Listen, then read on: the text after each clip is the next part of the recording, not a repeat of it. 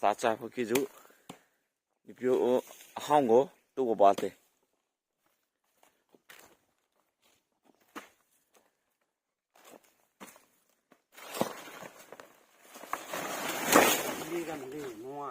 ဒီခါဟောင်းကိုဖျားတော့အဲ့ဒါတက်စားချဖို့မောလင်းအတိုင်းပြတော့ကြားလိုက်ချင်ဒီကို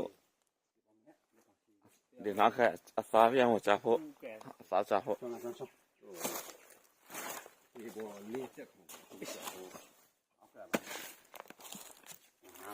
ကြောက်ဖေးစားလာမတုခွာကတရုံးလေးကိုရှေ့ပြမယ်